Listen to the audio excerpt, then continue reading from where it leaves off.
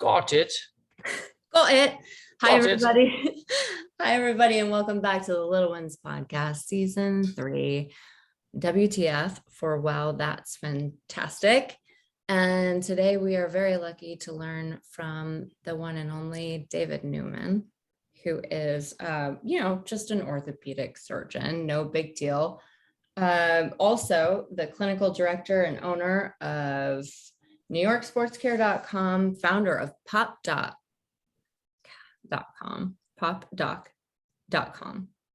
Can you say that 3 times fast, David? I've been working on it. Popdoc.com. Popdoc.com. Popdoc.com. Okay, fine, you showed off. And executive director at jointeducation.org. I am so grateful that you're here. Welcome to the show, David. So great to be here, Lex. Very excited to be spending some time with you. It's been a really long time since I've seen you, and it's great to see you through this virtual medium. Our virtual experience now. That's right. We've gone virtual. Yeah, but we did get to see each other in Dubai. Yeah, we did. That was awesome. Have you ever been to Dubai? No, had never been. Me neither. And did it leave a good impression on you? I'm going back for sure. I'd live there if I could. I have too many responsibilities to just pick up and go. But if I didn't, I loved it there. I did too. I had a great time. It was met some international people and saw some really cool things. And sweat a little bit too, because it's a little hot out there. It's yeah, but I like the heat. I wasn't mad about that. What was your favorite thing that you saw? I'm not a huge favorite kind of person. Okay, well, I'm forcing you into a favorite situation. Really? Yeah, I'm gonna do it. Oh, you man. only have one thing.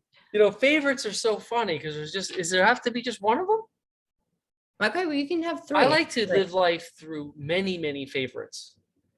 Okay, Meaning I just jump into things that really make me feel good and like, wow, that is very cool. Like we went up to that tallest building, the Burj. Yeah, Burj Khalifa, yeah. Khalifa. Sure. Yeah, that was very, very cool. It was very cool. How'd you get tickets? I couldn't get a ticket to go up there. Online, just kind of. No, I do the online thing, but for whatever reason, I tried to figure it out, and we did. So I met with a few people I met at the event we were at. Mm-hmm. I went with a couple of newfound friends, and we kind of took a trip there. It was very cool. I think the favorite part of it, though, I'm a big foodie guy. I love food, so I think all the food at the event was probably my favorite because it was very local fare, and there were like 7 or 8 different types at almost every lunch that we had.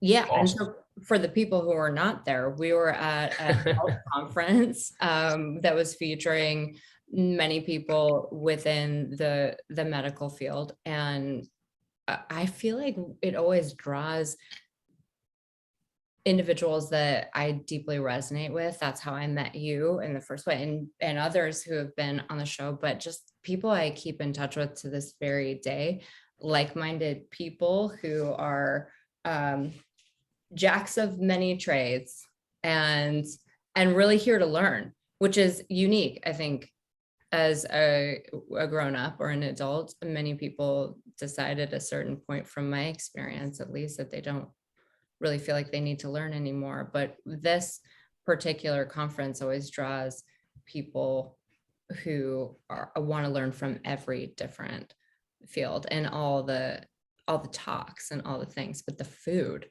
And they served it outside on that amazing, on the patio. Yeah. Okay. That was magical. Yeah. I did love that. You're right. It was awesome. Well, it was great to see you. And I'm super pumped because, but also finding myself in a new setting of you could literally talk about anything on the topic of the human body. And yes, I'm okay. I'm okay with that title because I can, like you, I love learning. So even though I'm an orthopedic surgeon, I did learn about the body and how it works in tremendous detail down to the cell. Meaning that kidney cell, just kind of knowing what it does, that liver cell, knowing what it does. And learning is a tremendous part of life for me. And I try to instill that on the people that I speak with and the people that I raise. Like, well, I call them my children. And it's just been really fulfilling when they like to take it in and like can reflect on it a little bit. So I'm all yours, Lex. I'm really just excited to be here and share some of my experience with you, and also, you know, whether it's Dubai and like how I'm trying to live with new purpose, because to make a difference in people's lives outside of the operating room. That's kind of who I am these days. Yeah. And we're going to go through all of oh, that. I know, which is cool. I'm psyched. I'm Oh, excited about that.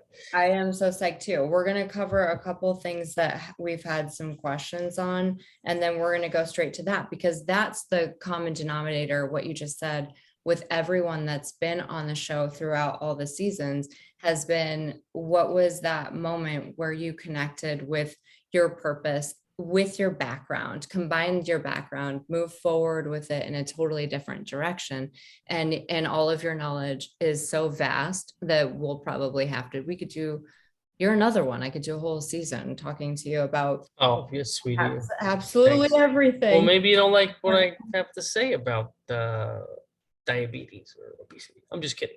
I come at people with an open heart and an open mind, because I think that, in order to really connect with people, it's important to like build some rapport with them, get to know them a little bit, so you can they feel comfortable, and so do you.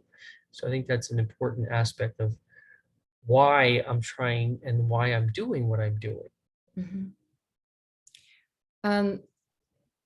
Well, you almost made me Tarantino. My whole, I just have I know. I saw that. skeletal plan, a I skeletal can tell. plan of what I want to Yeah. talk about. But you know what Tarantino, like start from the end and whatever.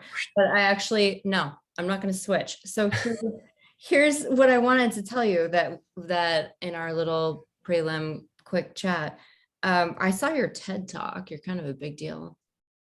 Oh, thank you. That's really nice of you to say. I'm no big deal. Just a mere human trying to make a difference and influence people so they can enjoy their lives to as fullest extent possible. But that's why you're a big deal to me. So Cool. a lot of people don't have that same drive, and it good on everyone. But what I loved about your sharing was you go straight into this incredible story about a woman, and how I think she was in her 40s. I can't remember the exact details, but I think if you could summarize that story, everyone who's listening needs to hear this, because what's important about joint health, and I'm really bad at syllables when it comes to this, but the musculoskeletal Yeah. why can't I say it? I can't. It's just, you don't hear it every day. You don't say it very often. And that's the problem with doctors in the medical field and medical terminology. It's just way too complex, and there's a lot of hidden meaning. It just comes from Greek and Latin usually. And so it's very old. Yeah. But it's musculoskeletal. I do too, but wait, let's break it down. Musculoskeletal. Yes. How did I do? But it can be you did great.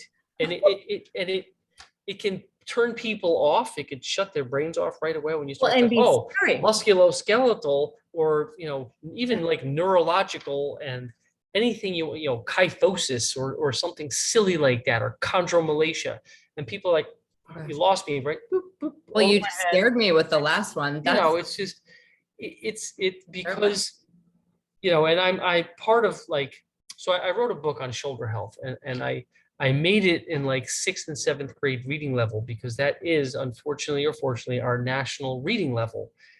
Meaning, take 100 people and say, what grade do you read at, by assessing their reading level? And it really is about 6th and 7th, and it's even a little lower, I mean 5th and 6th. So it's so many reasons, due to so many reasons. Yeah, we're not going to touch on that today. I'm just going to let you know but that also whenever I was publishing the book, they're like, you have to, oh yeah, you have it right in front of you, right in front of me, and right in front of you. Yeah, there it is. For those who can't see, I'm holding David's book that you graciously gave so many people, called Making the Move to Better Joint Health.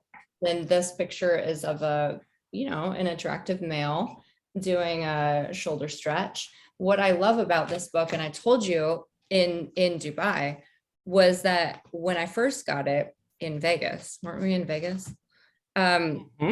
Yeah. Last year, I have used this at my desk, and Oh, that's so nice to hear.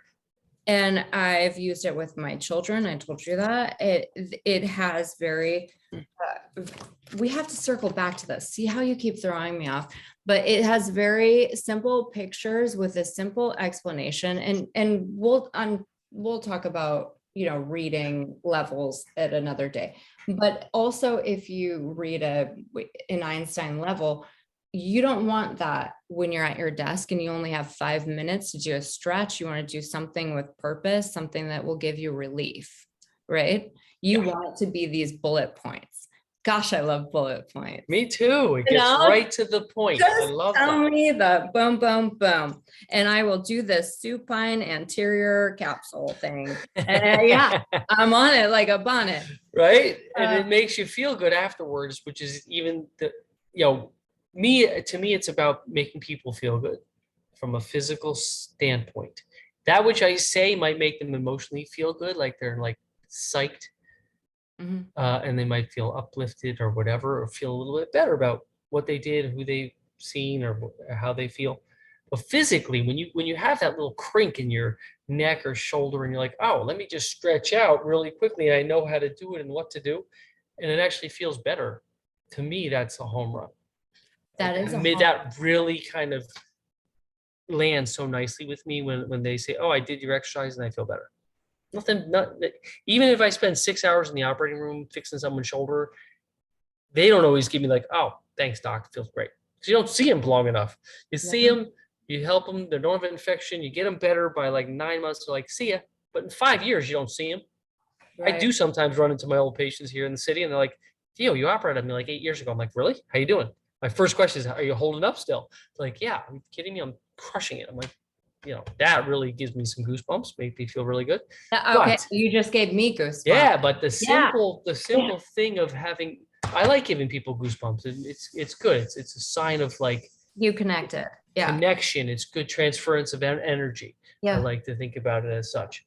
So, creating a technology platform to allow people to feel good when they want to or when they're not feeling good physically. Okay, my wrist hurts. Okay, let me do some range of motion stuff with my wrist and feel better. It's as simple as that. Well, yeah. And I wanted to say, when you mentioned the neck pain, the little crick in your neck or crink or rip, well, I sometimes have children in my bed with me or whatever. I'll fall asleep in weird positions, just whatever, let me sleep for a minute. And I wake up now that I'm ancient and I feel like I can't turn my head, or that it makes you a little bit cranky. It's like when your jeans are too tight and you're like, why am I so cranky?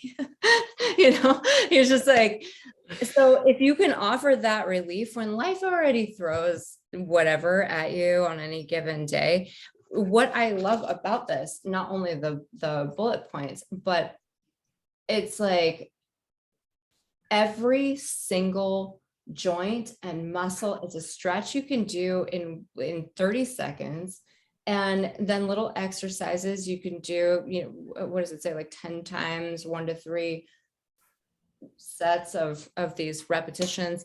And this is a game changer. So that's why I was so delighted that you were open to being in this conversation, because more people need to know that it's almost like a flip it book. It's just so easy to use, and you can just go through and, hey, my neck, I slept weird last night. Where should I've done this myself. Where should I go? Totally. And it tells you, scroll to 104. Thank you. And I didn't even pay you to say any of this stuff. It's coming from your heart. It's just hitting me in the heart. I know, it's awesome, because what we at Pop Doc, we want to guide people to a better existence through less pain and through the knowledge of just saying, oh, my neck hurts, let me throw it through a range of motion. Just a quick, simple range of motion in all planes, and you will untighten that little tight muscle that's in spasm, or that little nerve that's like stuck in some like pinched. fascia. Like the Yeah. fascia gets doubled up, and the Yeah. fascia, so I've been turned on about the fascia for the last 6 or 8 months because I'm a huge advocate of that. It is the essence of physical performance. And it is really the underlying thing that drives the elite athlete. I got to tell you something though, and I agree with you. I didn't really know about fascia until I had C-sections. I only had C-sections. So I didn't know when they said the word fascia, I was like, what? Yeah. They don't really What? teach this in school. So start at the beginning, because we're not all, we're not all neurosurgeons here, David, me especially, orthopedic surgeons or brainiacs. We're not that. We do other things. So can you tell us, please? Well, those people who long for knowledge and love learning new things, fascia is Fascia, fascia. And it is like and it has a few descriptions, but I think it's hard to think of it as a tubular meshwork, but it really is a tubular meshwork. I like to just exactly. I like to just say it's. It sounds kind of gross. It's the Put it that way.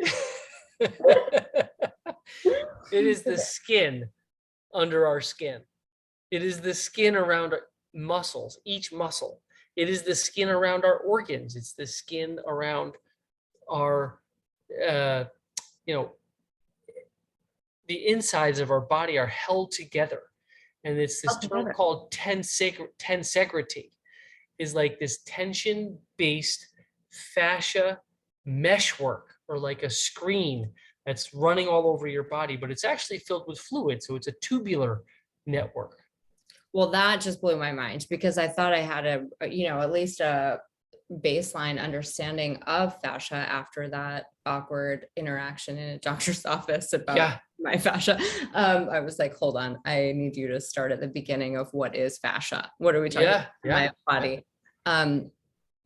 I sort of understood it as like like you said, like a mesh kind of pattern, but now you're telling me it's with fluid. Okay.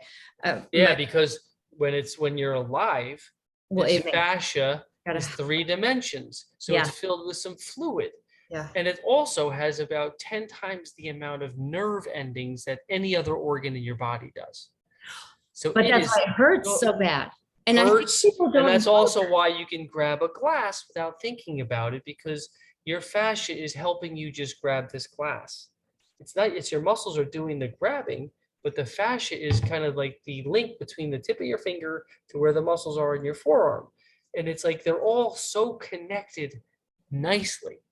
Like if you ever like caught a ball that's traveling over your head and you go boop and you pick it up and you get the ball, your fascia is all kind of tuned into each other to be able to go and reach. It's the conduit, and it's the meshwork, and it's the impulses of the nerves to say, all right, you got to go a little further, a little faster to get to that ball if you're going to get there. It's not just we're talking about this. It's not just, I think, but people don't know this. I'm telling you from personal experience, they maybe touch on it, but not enough. It really is more focused on like your hip bone is connected to your knee bone kind of thing that's the old general education, the kinetic chain. So that's part of the kinetic chain. Now we're going to mix it up with this flexible meshwork thing called fascia it's the link between your neurological system, which is like your brain and all your nerves, which are all the electrical wires that run down into your fingers and back and all back and forth. It's the mixture of the neurological and the muscular, or the musculoskeletal. So musculoskeletal is muscle, bone, and joint, which are the coming together of 2 or more bones to create motion. So the musculoskeletal system meets the neurological system in the fascia system. So it becomes a meshwork so intertwined with each other that when you like bruise your arm and you get a black and blue mark and it feels tight the next week or 2, that's your fascia getting all crumpled up. So by using your muscles to moving your joints, which is moving your muscles, and massaging your bruise is going to help you heal optimally, because it's breaking up all those fascial entanglements, Yeah. opening up those little tubular channels and getting you back to function. And that could be in any of the 206 bones, any of the 360 muscles, or any of the 640, sorry. What is it?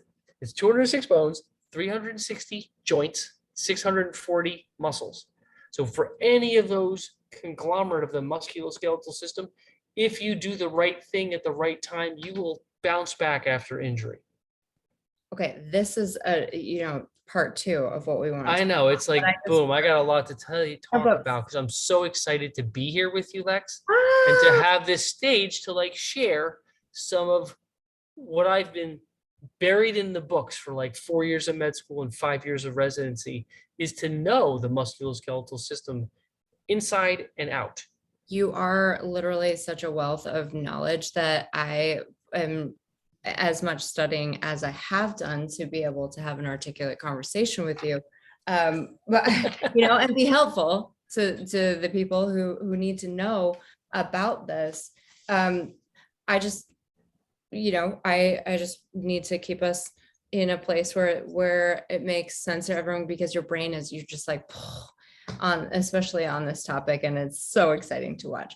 But I wanted to tell you, it's interesting because we weren't planning on talking about fascia per se, but my experience with that, with a C-section, I had a really traumatic, as you know, delivery with my twins, and they tore my fascia with their fingertips.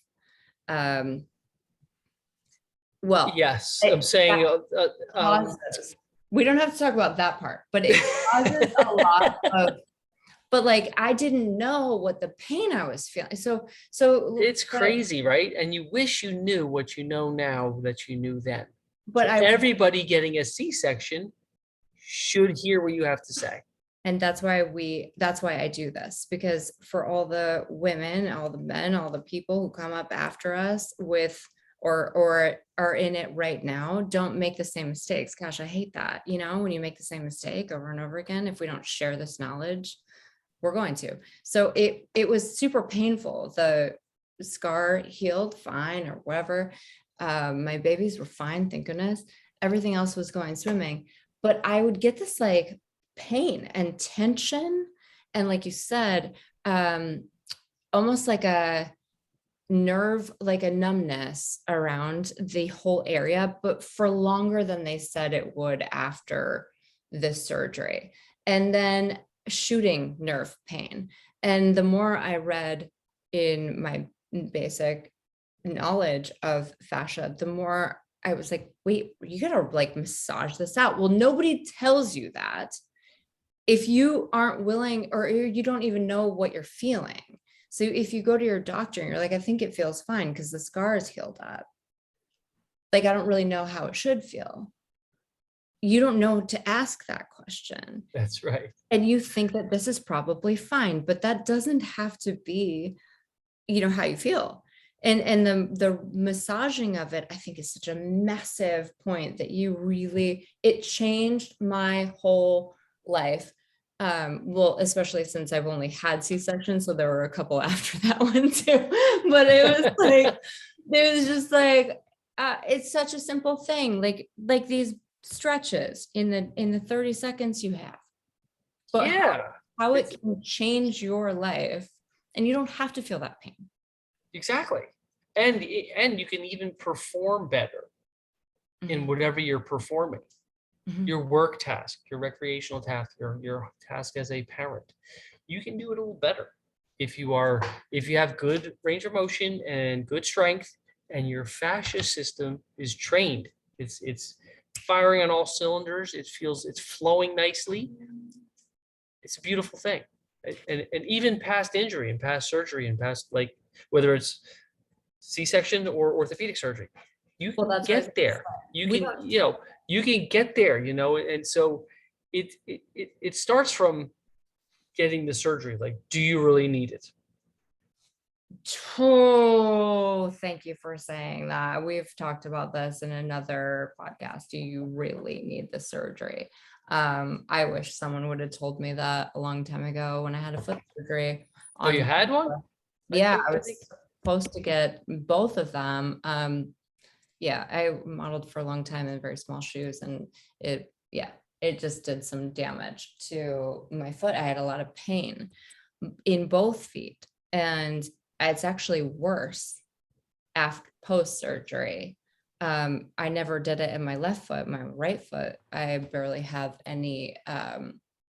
What am I doing right now? It's like mobility, range of motion in the ball of my foot on my yeah, right. so Yeah, this. yeah. So those midfoot joints, there's so many of them and they rely on each other so dependently. Well, that one is not playing, so the And rest so of since it's not playing well, exactly, yeah, then the rest of the team suffers, yes, essentially. It's a good all the way up analogy. my leg, all the way up my leg. Yeah, And that's I why, mean, you are speaking the words that I hear in my office when I do see patients these days about that. Mhm. It's all, it goes back to the full chain, full postural kinetic chain. The ankle bone's connected to the leg bone's connected to the knee bone. Because Mhm. when your ankle goes down, the rest of your whole limb is at risk. Oh yeah, but then it goes into the other side, right? Like, so if that limb is, then your other side is, from my personal experience, the other side takes on, it's like load bearing, right? This side's not working as well. So inherently your body is built to survive. So it's going to keep powering through to its max potential, even with that injury. And so the left side, if it's, let's say it's your right side, the left side is going to take on more than it should. And then that side starts to hurt, and it just travels up your Don't body. forget what's in the middle there. It's called your low back, and then that takes the brunt of it as well. Yes. When you're not walking one after the other, even if it's so subtle, yes, you get these microscopic or these minimal imbalances, and so your body compensates for it. And so then you are, at risk. And I say that to a lot of my patients who come in and they're 5 or 6 years post-operative and they're like still stiff and weak in that ankle or that knee or that hip. And I'm saying, look, you either need another surgery or you got to work your tail off to become more balanced, or your other leg is going to be mad at you in 5 years. It's going to start getting angry, And, meaning pain and inflammation and stiffness and frustration is going to be within your body.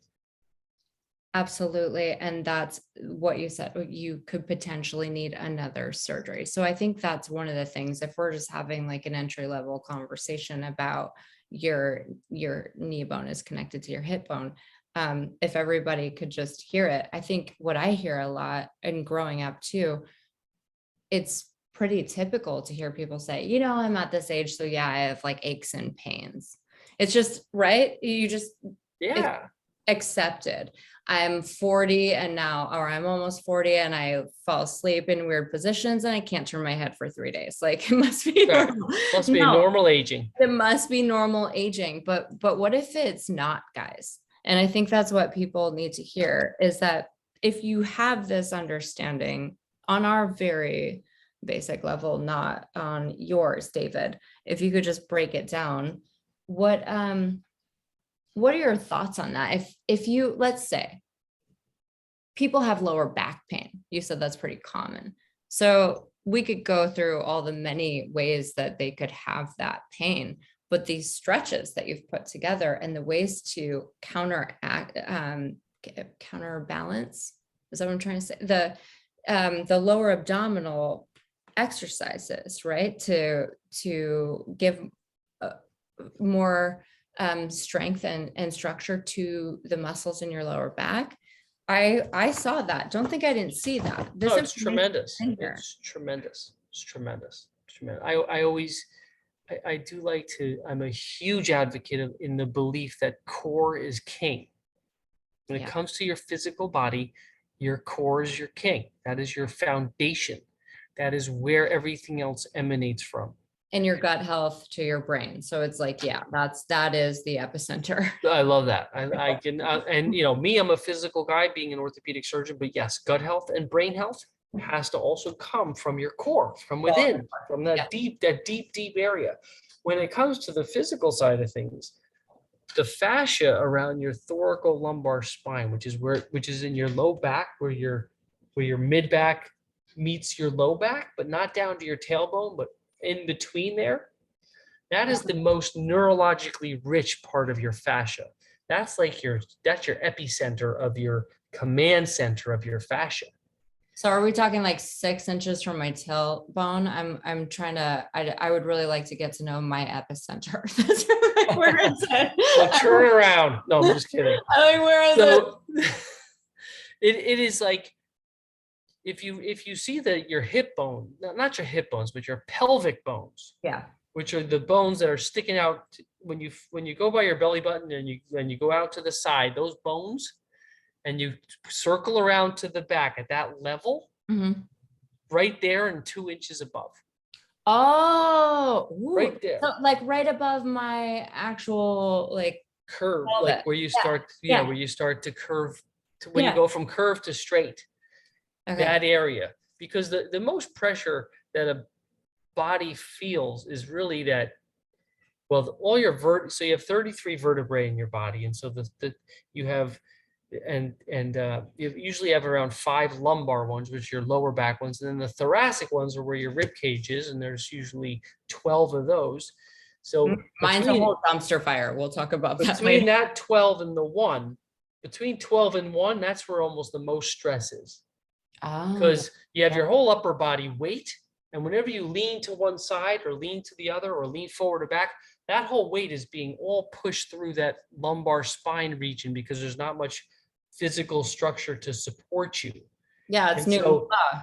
It's one of Newton's laws, right? It's like you throwing in Newton here?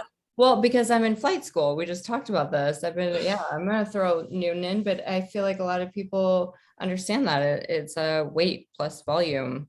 Yeah, F equals ma. Sure. Yes. Second law. It's in my TED Talk. It's in that TED Talk. It's in the TED Talk of the woman falling down the stairs. Yes. Essentially. Oh God, that story. Because it all comes back, it's the physical side of Newton's laws, right? And so the physiological side. So if you think about it, if you carry things the wrong way and you put more weight on your upper body, you're hinging across that lower lumbar segment. So it is definitely taking up a lot of strain. And then in your lower body, when you're also reaching out to the side, or you're doing a lot of running or a lot of twisting, a lot of sports, all that twisting of your lower extremities and your thigh muscles are huge, and your butt muscles are big and strong. You're putting a lot more torque on your low back than you think. When you're doing any of that cutting, stopping, starting, twisting sports. Yeah. So it's taking the brunt on both sides. And unless you do something to keep it mobile, flexible, and strong from like how much power can it make, but also other types of strength, which is endurance. And so you condition your muscles so they can endure things. Your endurance goes up. Yeah, muscle memory. That's a real thing. And to just even if it's a light crunch that you're doing. So the muscles around the core are tremendous. And once if you see people walking around with a big belly or bigger belly that's hanging over their belt, a Dunlap syndrome, right? It's Dunlapped over your belt. It's like it's falling over your belt. Yeah. You're putting more stress on your lumbar spine because your muscles are just not as strong. And you have a little too much fat and weight around your belly and deep inside your belly, which is where your intestines are and your stomach is and all that stuff. And they're too filled with food, then that's adding more stress and pressure in there. So by keeping your core strong, that means doing some like the Pilates moves of planks. Yeah. You don't have to call them planks, but you can just do 30 guys. I gotta tell you, so I haven't had time to work out in a while. Yeah. But I wanted to break it down for you. In my 20s, it was so important for me to work out every single day. Like you get that in your head. I got to work out every day. I got to do it for like an hour. I have to do all the things. I need to run like a bajillion miles, and I have to, it's just, and you know what? That's fine. It's a 20s thing. You're not still in your 20s? Come on now. No, I'm turning 40. I'm super excited. Don't get me started. Right. But in my 30s, I gained a different perspective of my body and what it was capable of doing. So when I was working more, I didn't always get to go to the gym, right? Or get to do that outside activity. I didn't make it. And then you get pregnant, and it's like this whole like expand, contract thing that is wild, but really cool. I thought it was cool. For me, it was cool. And I understand. Thank you for embracing it as a cool thing and not like the worst thing in the world. That, oh my God, my kid has changed my body forever. You Oh, looked at it as like it's a cool thing because I can because evolve.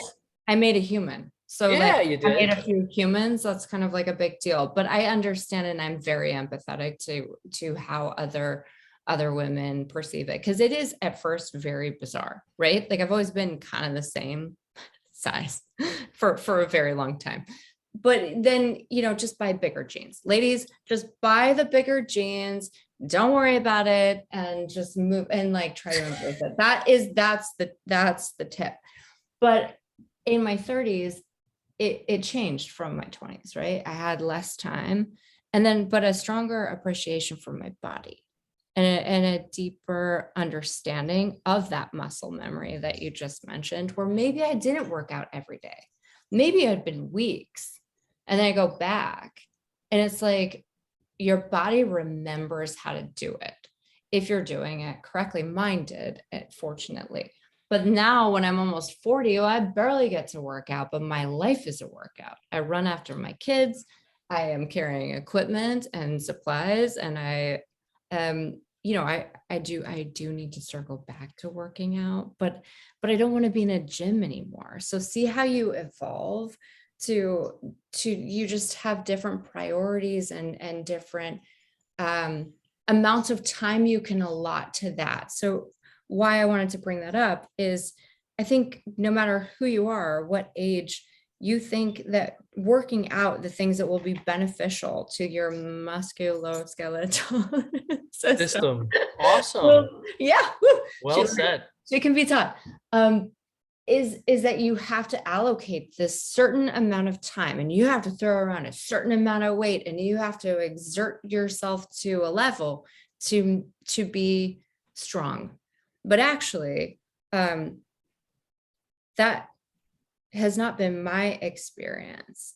And your book echoes that, and backs it with all the fancy words and the and the knowledge and experience. But that's why I'm such a huge fan of it. And you were just throwing these out for freezies. You just Yeah. them away. I want to try and touch people in a way that leaves a lasting impression, one way, shape, or form, and I hope it's a positive one, because it's true, Lexi, and you bring it up and hit the nail on the head. It's not about how much time you spend working out. It's not about how often you spend your time working out. It's just about doing something, and it might just be living an active lifestyle, taking care of your kids, but doing something in a way that keeps you mobile, flexible, and strong. Strong is a really important part, but its strength doesn't come with a pill or a shot or surgery. It doesn't. It comes with resistive exercise. So it doesn't have to be, you don't have to go to the gym and lift tons of weights. It just could be your own body weight. You could do push-ups, you could do pull-ups, you could do dips, you could do them in your own house. You can do some core strengthening stuff, some planks, some side planks, some Superman stretches, some repetitive stuff that just kind of, like you said, muscle memory. It gets your muscles ready for your life, your active life. Because chronic pain is horrible. Nobody wants that, but way too many people have it. And part of it is, who knows? There's so many variables as to why people have chronic pain. And I'm not really going to touch on that too much, but I just know that I don't like it. And you might not like it either. I do not. I do not. And because you know what, life is hard enough. And if things are avoidable, I'm like thumbs up on avoidable. It's going to be a whole experience anyways. If you have pain that could be avoided, you're going to have pain, right? Like we're all going to have if you're, yes. If it can be avoided by or minimized. Minimize it, avoid it if possible, but minimize it. It's going to happen. Because it'll make you cranky, like tight jeans. And if it can be stretched out in a 30-second, that's what I love about it. I don't always have time, David. I know that people think that this sounds crazy, but between, just getting my kids to school by 9, it was a whole series of events. Oh yeah. To get 4 children to school by 9 with their lunches and their knick-knack paddywhacks and every individualized thingy, and without tears or whatever, Friction. fed and clean. Yeah. By 9 a.m. I could go to bed. I'm like Totally. a whole day. But then I only work while my kids are at school. So there's a smaller amount of time. And I started to deteriorate. Like, I remember telling you in Vegas, actually, I think, yeah, it was in Las Vegas, where I was like, my shoulders are so tight right here. Or what was this? Yeah. What is my chest? My pec, but it's like pectoralis muscles. Yeah. What is this? What is this? But like up by my shoulders. And I don't think I'm the only one. I think a lot of moms and people who are on the computer, but women, especially, because we are bent over, we're picking things up, we're carrying kids, okay, maybe it's everyone. Let's just go with it. No, but women are, unfortunately, or fortunately, you have these things called breasts that also are pulling down and forward. I don't really have that, but like, yeah, a lot of, I've seen some great, like, you see, right, you see that, women tend to get them more than men. Women, some men have them. Facts, true facts. We digress, but thank you for stating that. But yeah, it adds extra pressure to you for sure. Pull you forward. Yeah. And they are smaller muscles, but also what I learned from your book is like, in pointing to like in between my shoulder blades and in my back. These are teeny tiny little muscles that in just your little like 30-second like strengthening between my shoulder blades, how much relief it brought me in my chest, in these pectoral. Yeah, pectoral. Yeah, exactly. You got it. In pain and like doorway stretches. Just walking out of my kitchen after cleaning the dishes. Just a quick little, put your hand on the door frame and like breathe into that. I like to rub it a little bit, but I can see as I'm aging that if I don't do these things, that it could lead to like, a larger issue. Yeah. Totally true. Thank you for being so thoughtful of your own body and also just, proactive in the things you do. Because pain is lame. You're a very busy woman. Not only juggling children, but you got an awesome business that you're working and creating new highs with. And you can't be down. You can't feel that. You can't project your pain onto someone else. You can't be frustrated at a meeting. You can't bitch at your employees. You can't take it out on your kids and being like, hey, quiet. I'm resting. I'm sore. I'm hurting. And it's all because my neck hurts. Yeah. Yeah. So we don't want that experience. Being smart, having the knowledge. Yes, that's why we have the power. Having the knowledge. And also doing the action items, which is what I think my book is, right? Absolutely. And it's just really, it's a whole website and a whole exercise therapy program, but it comes out in a physical form in a book where, it's having that action item with the knowledge to give you the power you need. It's not just knowledge is power. It's knowledge plus action is power. In a time sensitive, like you understand that if you're only going to do 3 things today, if you only do 1 stretch today, or one exercise today, and like you don't have to feel bad about it or feel like, no, if you don't have as much time, you just I like to I'm a routine kind of person. That's just how I grew up, and I think it's an efficient way to live, and they're not all great routines, but they're routines, and so I believe in them because they keep me aging gracefully. And if I, so in the shower, if you warm it up, warm water on your neck and upper back, and you do the cat stretch, but on the wall of the shower, and you just stay up there for 5 seconds, and then you turn to one side and the other to open up your entire chest cavity and your lungs. It's a kickstart to your whole day. And that took 12 seconds. But wait, so those who won't watch the video, so a cat stretch, like, can we all just talk about it for a second? Because this is I do this in the shower. And you do it inherently because it feels good. Yeah, I'm like very cat-like, I feel like, but you are cats. I don't know why. I don't know why.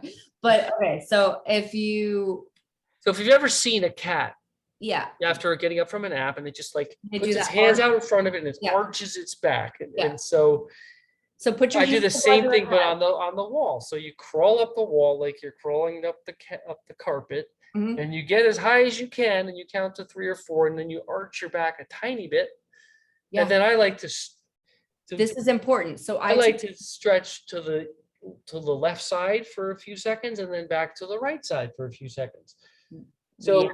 you're not All watching, your- but like your all your arm is hands. over your head, and so it's called your serratus anterior and your latissimus dorsi, which are all the muscles around your chest cavity. They get a nice stretch in the morning, because at night, like I like to shower in the morning. So at night, if you're curled up like in your fetal position when you're sleeping, and all these muscles are all contracted lightly, you Mhm. want to get up and stretch them all out so they kind of wake up a little bit with you. Yeah, that's why cats and dogs do it right. I mean, my They dogs do. every single time after a nap, I'm like, see, they already knew we don't deserve dogs. But I feel like everyone needs to know when your arms are above your head, these are things you can do and feel so good. Easy. You know, Like in the there's morning. no contraindication to lift your hand up to the to the stars. I say, all right, reach for the stars. It's just all And you got to do. that light little bend to the side that Yeah. so what is it when yeah, I'm actually doing it right now, and it just made me realize I want to ask you this if you can. Sometimes when you're stretching or if you get a massage and all of a sudden you get that rush of blood flow, right? It's like Love that, you're right? like, oh, I love that. But I just kind of got it in one of my ribs. And Mhm. and I was like, oh, I didn't even know that that was an issue, but boy, does that feel better now. So what is that about? Is that a fascia? So awesome. Talk to me about what. Well, so I've heard, many people try to describe fashion. I've heard one of them is like a bed sheet. So when you pull on one corner of the bed sheet, the rest of the sheet moves a little bit Mhm. all over the sheet. They're all connected. So when you're moving your arm across there, it's pulling a little bit on your rib, and it's kind of just stretching out that cartilage, that tissue that's holding your ribs together, and the fascia is lining it.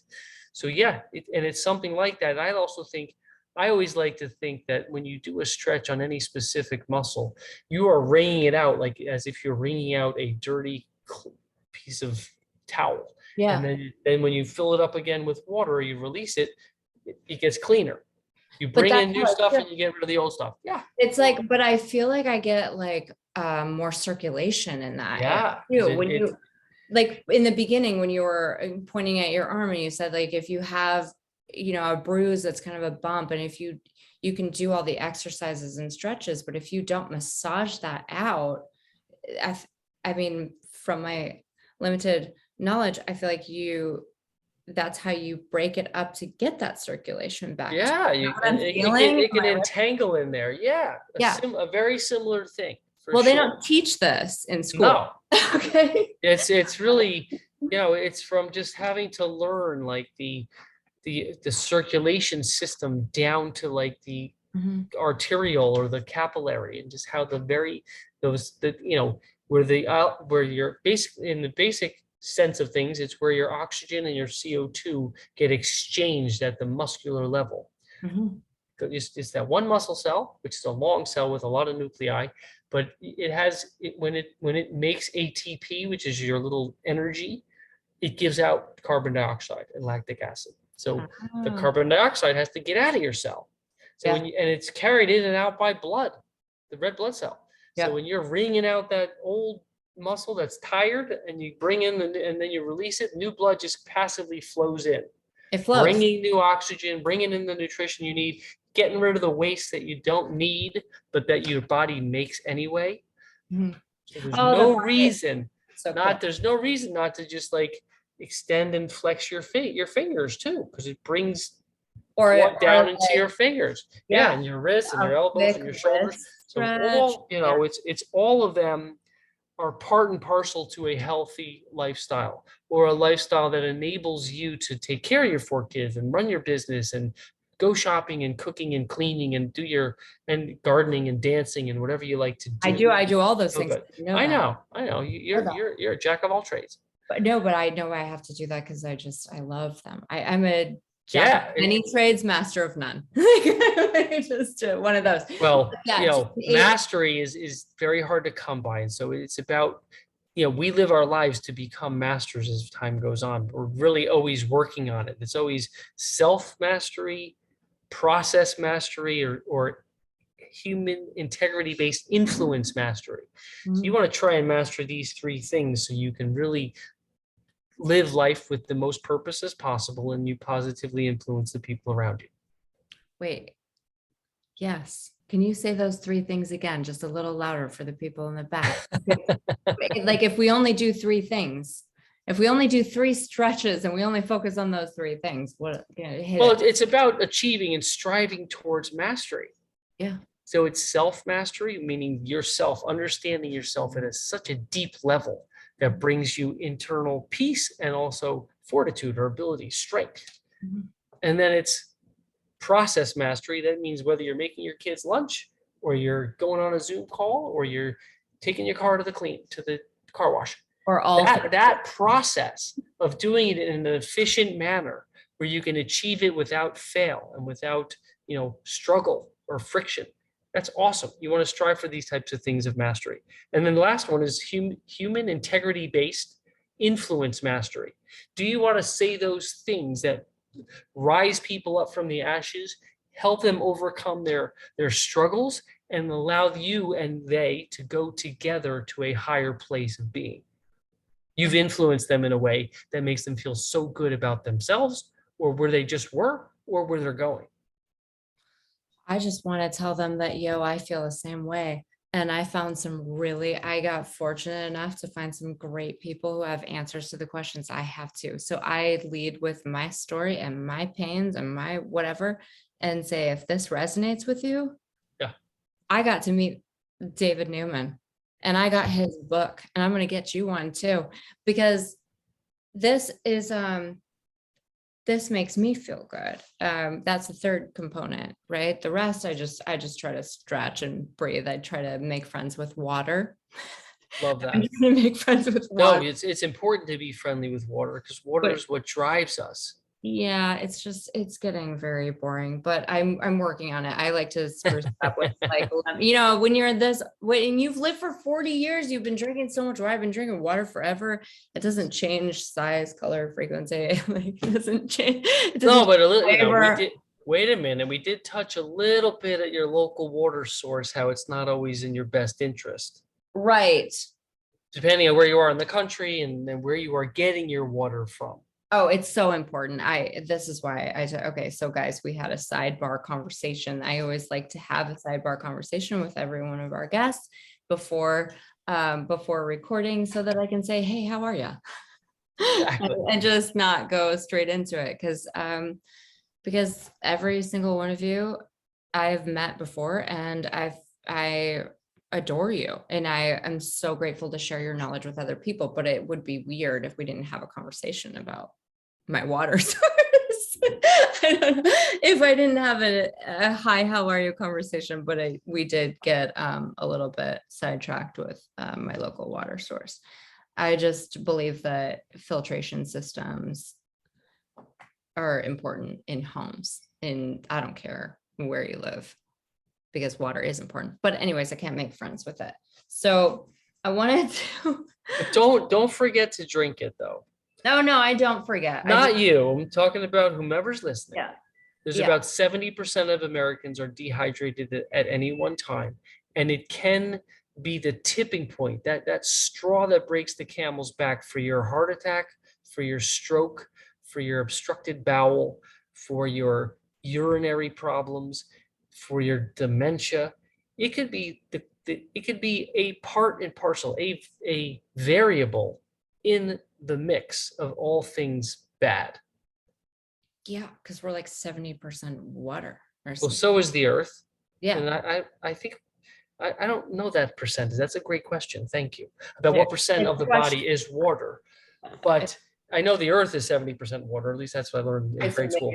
But I'm pretty sure it's high. I remember it being like really close to what the earth is. Okay. That's how I associate knowledge, as just association, basically. No, I like that. I think that works nicely. But like if you don't have enough water, you just got to drink a ton of water. But you don't want to be up peeing all night. So you drink your water in the first half of the day, so you can get your numbers in almost. If you're like a regular person who doesn't work out too hard, you can take half your body weight in ounces, half your body weight in pounds. So I like to go by this paradigm just because please. I'm Okay, a routine person. tell us the paradigm. I don't count them, but I just, it's your weight in pounds divided by 2. Okay, my weight in pounds divided by. And we can all do math, so you don't have to tell us, but your weight in pounds divided by 2, and that is the number of ounces of water a person should take in. Oh my gosh. Give or take. If somebody's got kidney problems and they can't filtrate out their water, then maybe that's not so.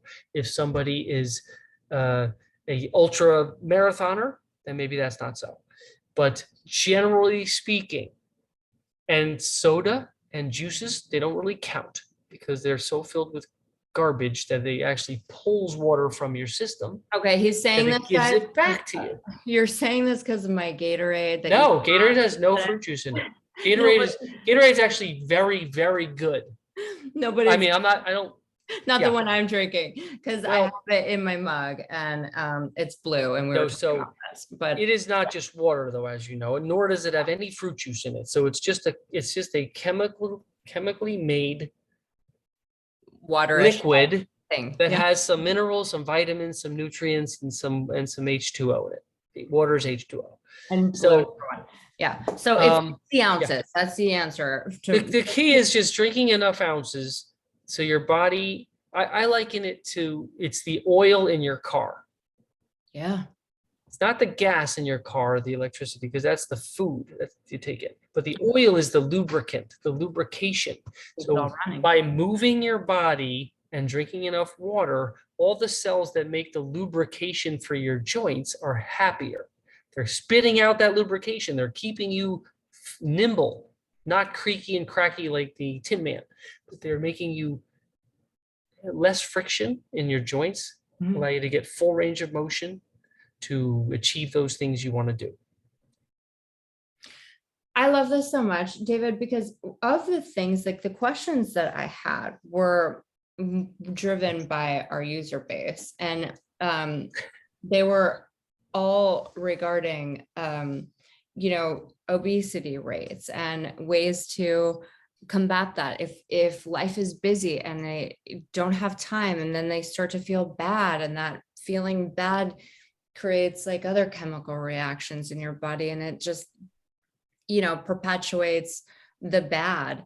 They were specific to that, and then also injuries and surgeries and for everyone. But I'm pretty sure that we answered a lot of those questions in our roundabout kind of way. That's a beautiful thing. It's so beautiful. No, it absolutely is. No, it totally is. Because they're all of those questions are, as anything, you could take it into many different directions, and there are layers to understanding how to combat that, and every person is a snowflake, so then it spiders off even more. And obesity is a challenge, as you know, as you read about, as you might know, as you might hear, and all that stuff. Well, I do, and I love this community so much, David. I have so many of the individuals in the globe really don't have access to the equipment and the supplies. They need to just meet their fullest potential. So you're talking about working out. Everybody says that. Go for a walk, do that. Maybe they can, but maybe they don't have a walker. They don't have a stander. They don't have access to it. They don't have the thing. Like I have this like Tin Man foot, right? So I need an orthotic in my right shoe. Well, if I don't have that. Yeah. You are limited in your activity level for sure. So if there are 3 things, no matter where you are, who you are, and what your access is to, even though David and we're gonna, like all of us in this team of, like you said, just spending your time trying to make life awesome for as everyone. Enjoyable as you can. Because Yeah. what's enjoyable to me is not necessarily enjoyable to you. Yeah. There's got to be something that elevates your mood and gives you a smile. And you can like look at those things, even though you might have had a bad day and you might have just had some bad news. There's a silver lining somewhere in there, and you can like you reflect on it, you feel it. It does bring you down, but then there's a way up too. Yeah, of course. And know that you're not alone. It's a huge thing. I say Huge. it comes out in every podcast. You are not alone. And No. sometimes that's all you need to hear. That's right. But 3 things, no matter where they are: access to, just pretend no one has access to anything. No one has any time. Everyone has 500 kids and 50 jobs. And they've just 3 things that every person could do. And don't scare me with planks, okay? Like, I just like a plank. I hate a plank. I have C-sections. I mean, don't make me plank. I'll do a different core exercise. No, that's an interesting thought though on the plank with the C-section. I wonder if other people share that. Well, okay. Because I've never had a C-section, and I'll tell you exactly why. So it wasn't always like this. It was really the 3rd one that I had. You can really only snip those lower abdominal muscles so many times, sew them back together before they're not totally the same. And it's usually the first time, but I am so grateful. I just want everyone to hear this too. For my body, yes, I have the mom skin. Yeah, my belly button's like all jacked, and I have scars and I have all of that, but I'm so proud of them because I made people. Yeah, it's awesome. So rad. Awesome. I'd love to think that the person who cut you open did their damnedest to be very meticulous about putting each layer together individually. And this is part of, it's kind of like the Humpty Dumpty theory. Like, okay, you want to put it back together, but you start with the foundation and you go all the way up to his hat. Mhm. You want to put it back together in a way that the same way you went in, you want to come out the same way. Yeah, but they just unfortunately over that. There's like they don't. I hear you. They're like, all right, get this, stop the bleeding, sew her up, and next. Yeah. So and next, and that's the fact. And so we can't attack that today. What we can but you hope. No, wait. Those people who've never had a C-section who are potentially going to get them should have a conversation with the person who's going to like deliver that baby, take that baby out of you, and say, look, please spend the extra 10 minutes putting me back together like I was your mom or your sister or your daughter. Just do it right. 100%. Because you only have one chance to do it right, especially when you're in someone's body, like cutting them open to take a baby out, to take a cancer out, to do a knee surgery. Doesn't matter. You want to just, whomever is you're going to let do that to you. You want to say, please, treat my body like you treat someone that you care about. Like it's yours. Like it's yours. You say, hey, the body is so complex that every layer could be put together individually. Yeah. Not every layer of skin, let's say, but let's say that you say your muscles in your belly. There are muscles that run across, that run down, and they run obliquely. So there's 3 planes of muscles down there, plus the fascia above it, beneath your skin, plus your skin, plus the lining of your abdomen and your outside of your uterus. That's also another lining. There's a lot of linings. Another thing. It can become one scar tissue, or it can become individualized if you know to put them back together nicely and to work on them at the right time. That's what I was just going to say to you. It's the first time with the traumatic delivery of Ava, when I had Jonas, I heard while I was, awake, I was going to say alive, but clearly, but also awake. It's such a strange experience. I'm awake during the C-section. Yeah. Amazing. Just casually put your organs on your chest. You're just going to, no big deal. Then we're going to pull a live human from your stomach and you're going to just be here still. The whole thing, it's really cool, but it's also, if you break it down, the alien. It's bananas. It is bananas. But it took longer. Miracle of life. Yeah.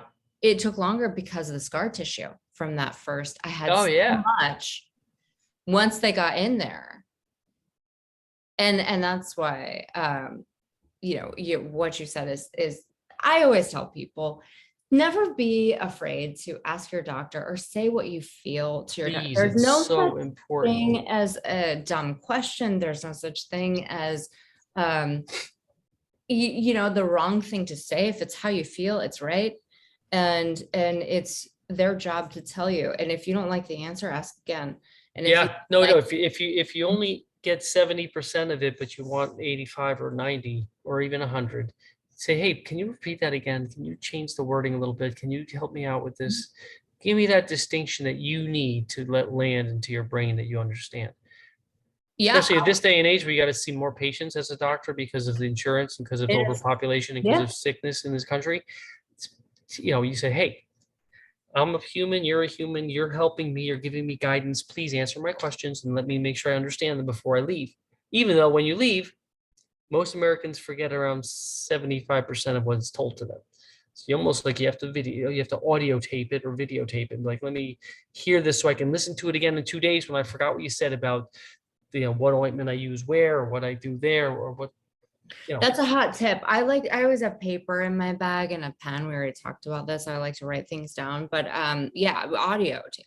And I think you're spot on, especially when you're getting new information. It's a little bit scary. The whole environment of a doctor's office, I feel like, is just so weird that it's just like your brain's you're put on your heels and you're already like, oh my God. Your brain's like an Etch-a-Sketch. It's like weird.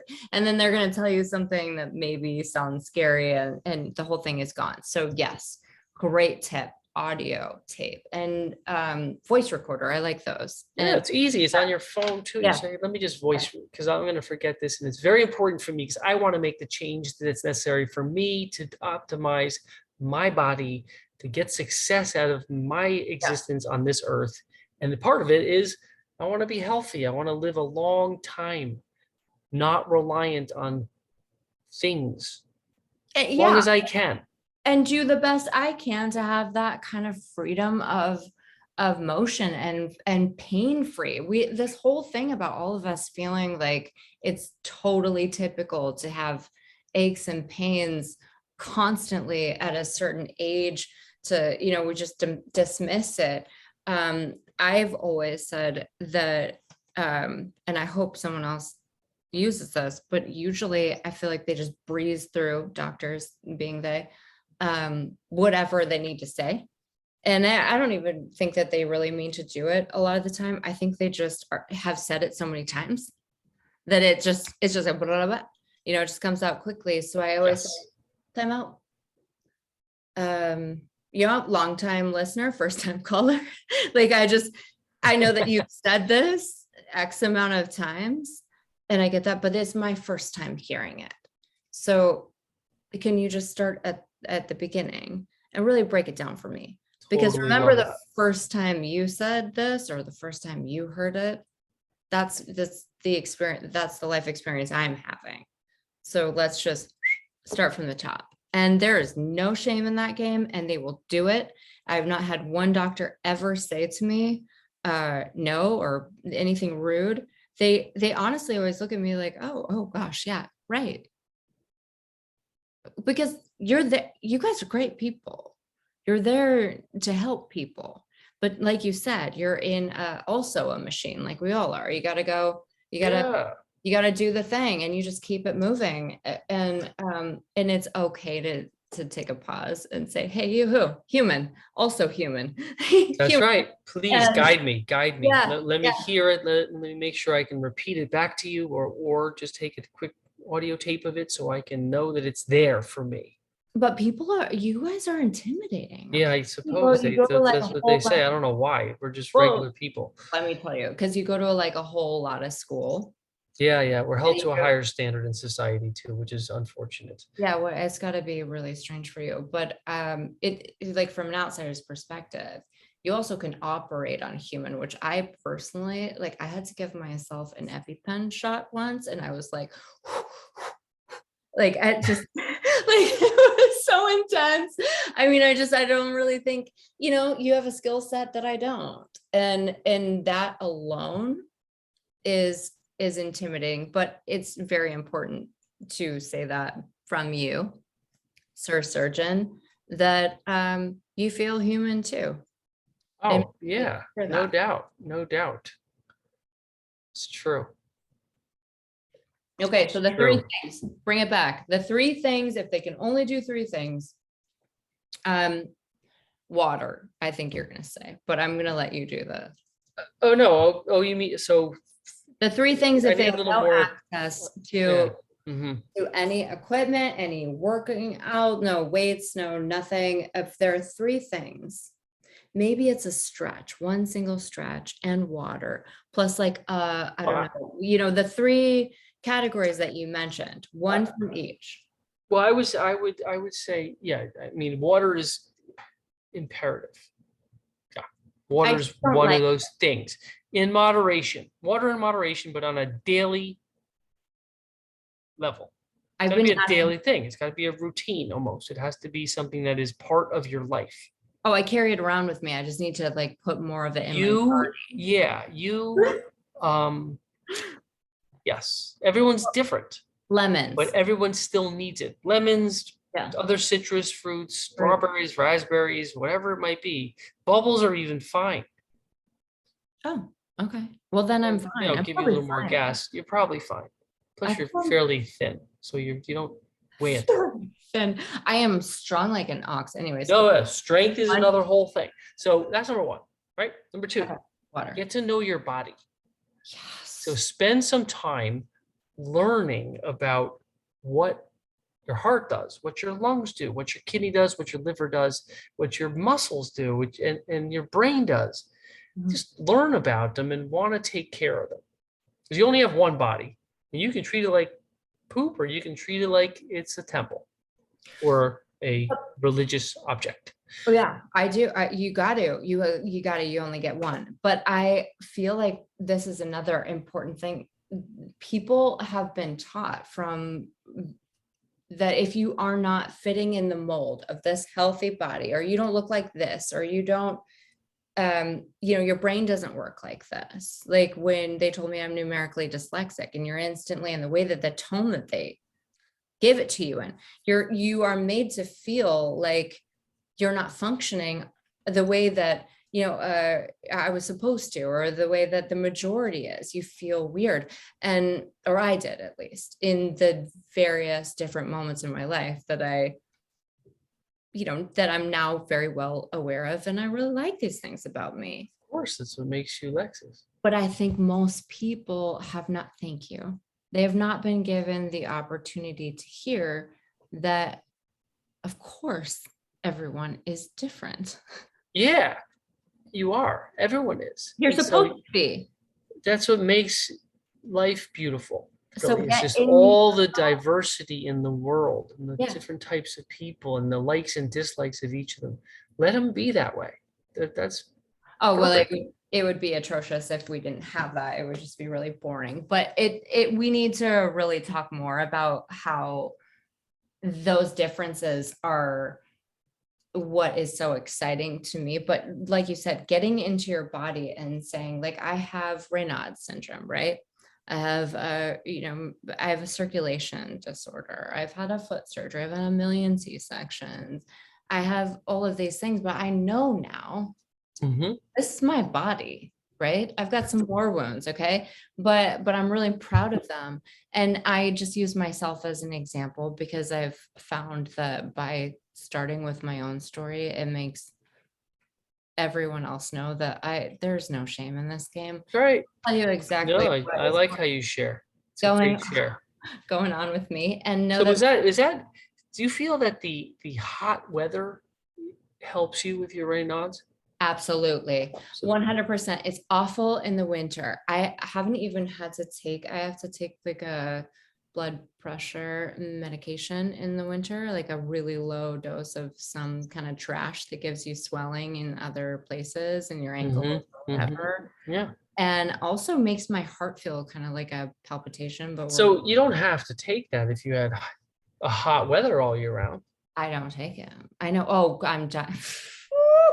David, I am I told you. Oh, Already I'm told sorry. you. I'm opening up a wound there, aren't I? No, well, Because no, because you're not necessarily there on your own accord no, 100%. You are like tied there a little bit a lot of for it now. for now. And so you are just being that strong person that you are and dealing with the cold. Because I've heard Chicago can be bitter cold. I've been there a few times and it is pretty cold. Yes. But when right now it's just like you're very sensitive to temperature changes and the tips of your fingers and toes But they start go to get down. very cold and numb because of lack Yeah. of blood flow. Yeah. And so, wearing some heated gloves. Oh, that's another thing. So if we're gonna go down, we'll do. Well, I don't know if we're going down there. Right on. We're But just no, we're just heating saying. So pad. you're sharing Yeah. with us some of Yeah. your things that make you individual, and yes, you can change some of those things by the latitude you live in or how close you are to the equator Mhm. when you can, but you can't always do that. So therefore, you have to accommodate and deal with it, and you are. Yeah, and I just thank you. Yes, absolutely. You know me, queen of the pivot, queen of the we'll do whatever we can. Because I want to have an awesome day, right? I want Yeah. to have an awesome day. I want to have a good time no matter what. I want everybody else to be healthy and happy around me. And so if I can avoid these aches and pains, the swelling, the numbness, if there are things I can do in an environment that I can't totally control, right? That's right. As you That's said, right. then I'm going to control everything I can. And so that I Yeah. can have a good day. And And you like we've already said, chronic pain is frustrating and it's not cranky, fun. makes you cranky. Makes you cranky. It projects crap onto other people. Yeah. You lose focus, you lose drive, you lose motivation when you're in chronic pain. So yes, there's ways around that, So as we water, discussed a little bit. So I said, know your body. So Yeah. water, know your body. know your body, I mean, inside and out.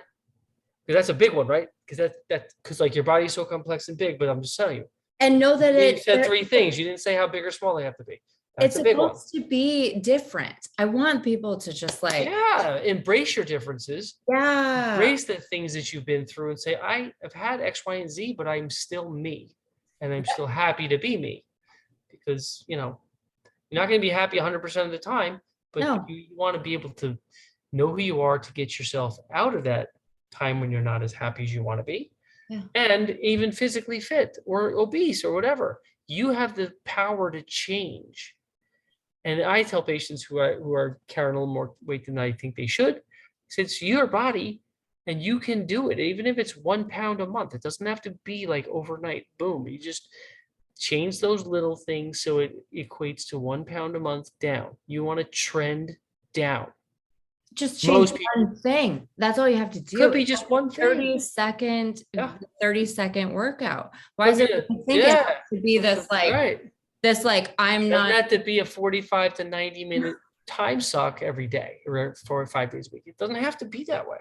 Yeah, it's just one tiny little change. You don't have to commit to like a life of no carbs or whatever. I don't know. Are people still doing that? I don't know. But there's a lot. I'm not even going to bring up diet and nutrition as the no, one. we can't. I'm but not. I'm saying. But I'm just saying, know your body. Yeah. Your water. And number 3 is, it's also a general term, but it also can become specific and depending on how you look at it. Get enough rest. So that's sleep. It's not even like called sleep anymore. It's just get enough rest. Allow your body to recover from the day that you've just given it. That could be to get enough sleep. And so they've just changed some of the guidelines that if you sleep too much, it's bad. And if you sleep too little, it's bad. So the sweet spot is 7 these days. It's not the 8 and it's not the 6, it's the 7. But everyone's different. So if you can get plus minus 7 on an average for the week, I think you're doing pretty well.